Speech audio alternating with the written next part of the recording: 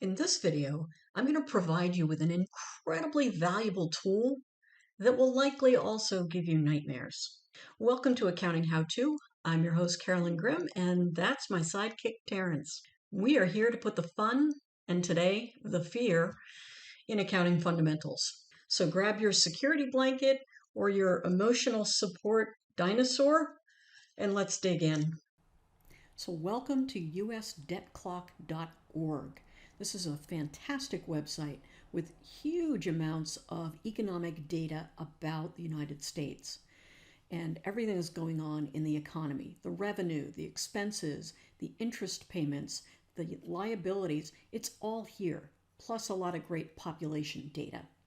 So because we're talking in this playlist about liabilities, I wanted to bring your attention to this. So this is something that I bring up in my accounting classes so that everybody is aware that it exists because it is such a great source of information. So I want to focus today on a couple of numbers because these are things that we talk about in our accounting classes. When we talk about liabilities, we talk about how we have debts, we owe somebody money. So this is what the federal government / us owe.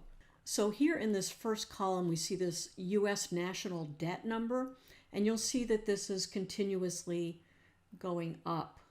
This is where you start to get a little crazy after a while if you watch that number for a long time. So just in the course of watching this short video, you can see how much that number goes up.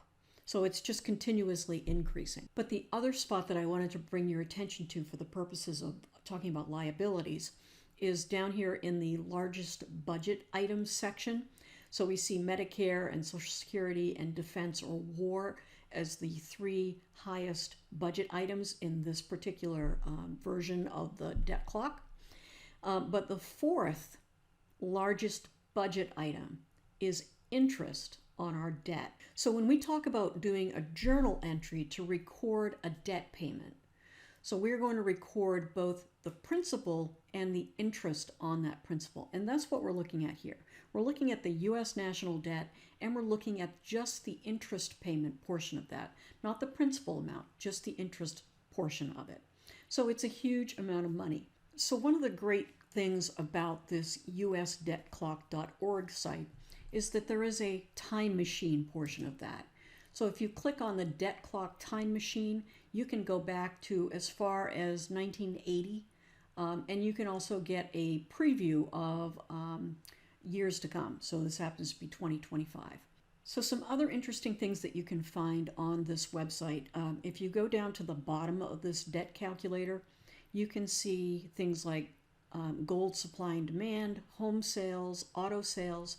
So these are economic indicators, particularly if you're looking at consumer debt and what's going on with the kind of the kitchen table economics.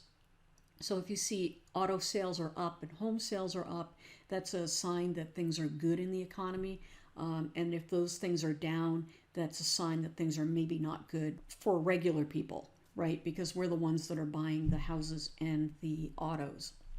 So this is a great resource for all of us as citizens, but it's also a great resource for your accounting classes, your economic classes, because you really can get some great information from this, and you can see comparatively where it was 10 years ago or 30 years ago, which is, I think, a really helpful picture to have for all of us. So there you have it, the U.S. debt clock, and I will put the link to this site in the description so that you can spend some time looking at these numbers, because it's really important that we understand that this is out there.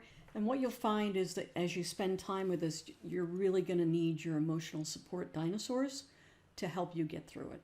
So I'm really sorry to bring you down like this, but it's important information that we all need to know, and just keep your emotional support dinosaurs close. So until next time, stay balanced, my friends.